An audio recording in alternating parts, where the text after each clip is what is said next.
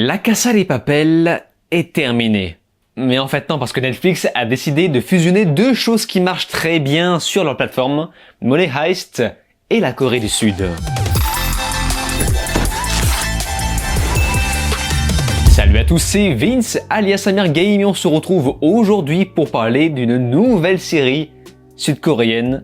Ça fait longtemps, je parle bien sûr de Money Heist Korea, je pense que vous l'avez compris, la version sud-coréenne de La Casa de Papel. Et c'est réalisé par un certain Kim Hong-son et écrit par Ryu Yong-ja. Voilà, encore une fois, la prononciation sud-coréenne, ce n'est vraiment pas mon fort. Et même si c'est un peu flou, rappelez-vous, on nous a vendu le projet comme un remake de La Casa de Papel, plutôt même un reboot, mais il est possible qu'il s'agit en fait d'un spin-off de la série d'origine. Sauf que là, ça se déroule bien sûr en Corée du Sud. Évidemment, c'était l'astuce magique pour ne pas stopper complètement leur poule aux œufs d'or. Et je les comprends, enfin si moi je possédais ça, j'aurais quand même beaucoup de mal à arrêter le projet. Et comme beaucoup, je faisais partie de ceux qui trouvaient ce projet complètement inutile, en plus de vouloir surfer une nouvelle fois sur la niche des dramas sud-coréens. Mais ceci étant dit, je suis faible. Voilà, je kiffe tout ce qui est sud-coréen, en comprenant parfaitement les gens qui n'arrivent pas à rentrer dedans. Et même si ce projet est né purement et simplement par l'amour du pognon, eh bien, je trouve que ça reste une bonne idée. Genre, une bonne idée de concept. Qu'est-ce qui se passe si on mélange La Casa de Papel avec le talent sud-coréen, même si attention parce que les créateurs restent assez débutants dans le milieu, donc restons quand même objectifs et nous allons voir quels sont les bons et les mauvais points de cette nouvelle série.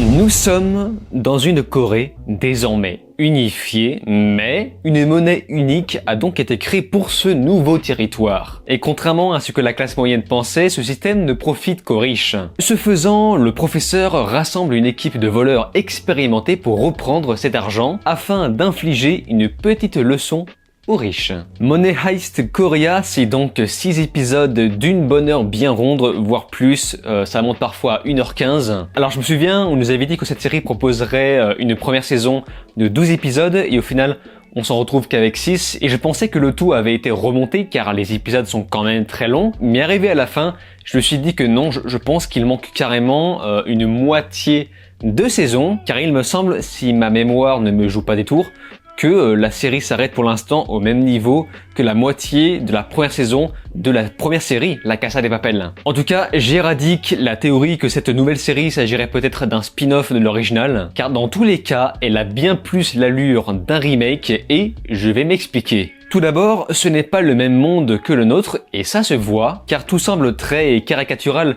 dans cette Corée unifiée. Et c'est en ça que j'ai trouvé l'idée plutôt originale et osée, et c'est très intelligent d'avoir utilisé ça pour ajouter cette touche sur le capitalisme, qui pour le coup correspond à 100% à l'esprit de La Casa de Papel. On nous montre presque un univers dystopique où l'écart entre les pauvres et les riches est colossal. Même si ça va créer un autre problème que je vais aborder dans pas longtemps. En regardant le premier épisode, j'ai eu l'impression que Netflix cherchait absolument qu'on ressente l'inspiration des séries à succès sur leur propre plateforme. Et forcément, moi, ce délire de pauvres et de riches, ça m'a renvoyé immédiatement à Squid Game, bien plus que La Casa de Papel. Ceci dit, le concept est le même, mais tente de démarrer différemment. On nous raconte l'histoire en commençant réellement par le début, avec moins de flashbacks, y compris sur la préparation du plan. Ceci étant dit, une fois qu'on est bien rentré dedans, c'est là que commence cette impression de déjà-vu. On perd donc l'effet de surprise qui faisait justement le sel de la série originale. En fait c'est simple, c'est presque la même chose,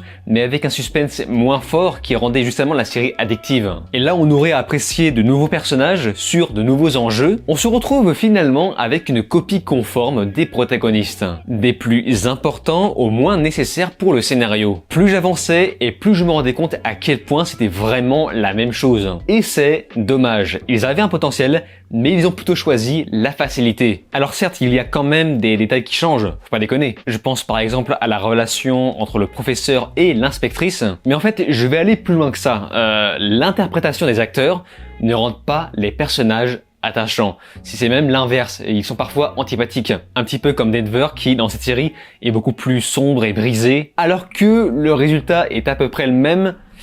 Ouais, c'est bizarre quoi. Là où La Casa de Papel était connue justement pour ces personnages. Franchement, moi, j'avais vraiment envie d'être leur pote. Mais cela dit, sur papier, ça reste toujours la même chose. Et arrivé à un moment, je me suis presque énervé car je me disais, mais j'ai déjà vu tout ça. Sur chaque détail, chaque événement, le fait que Berlin soit mis de côté, que Moscou s'énerve et fasse une crise. Mais tout! J'étais presque à 2 doigts d'arrêter la série en me disant, bon, de toute façon, j'ai déjà tout vu. Le concept de l'imprimerie est également identique, et c'est la raison pour laquelle ils ont créé cette fameuse histoire d'union de Corée du Nord et du Sud, dont je vous ai parlé au début, car rappelez-vous, la série originale dénonçait justement le fonctionnement de l'euro, notamment la BCE, donc la Banque Centrale Européenne, qui créait de l'argent dans le vide. En el año 2011, el Banco Central Europeo creó de la nada 171.000 millones de euros de la nada. ¿Sabes a dónde fue a parar todo ese dinero? A los más ricos. Dijo alguien que el Banco Central Europeo fuera un ladrón. ¿Qué es esto? Esto no es nada, Raquel, esto es papel. Es papel, ¿lo ves?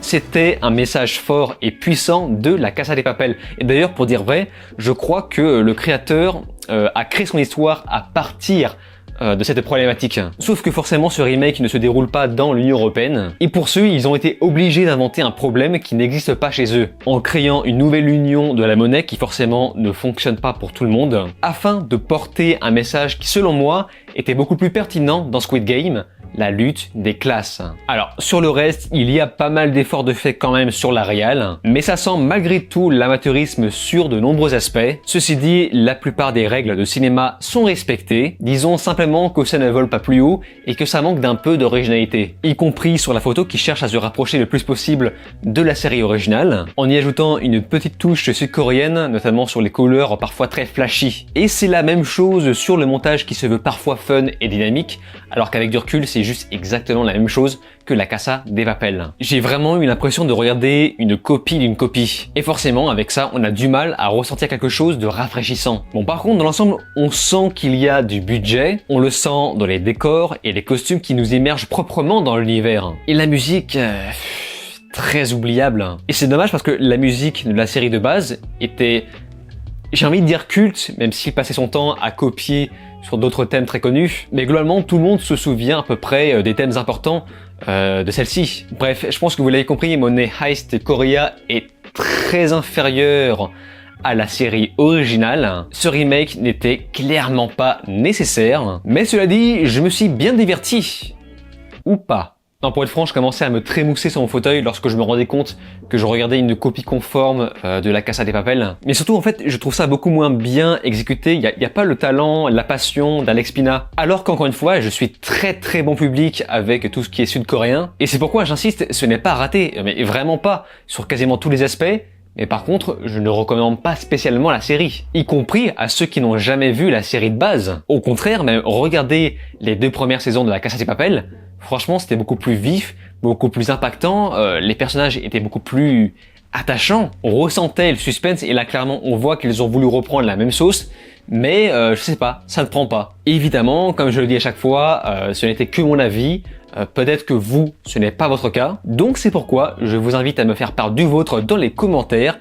Comme d'habitude, je lis quasiment tout le monde. Sur ce, on se laisse ici. N'oubliez pas de vous abonner à ma chaîne YouTube, cliquez sur la cloche, likez, partagez et de regarder mes autres vidéos. Je vous dis alors ciao et à la prochaine.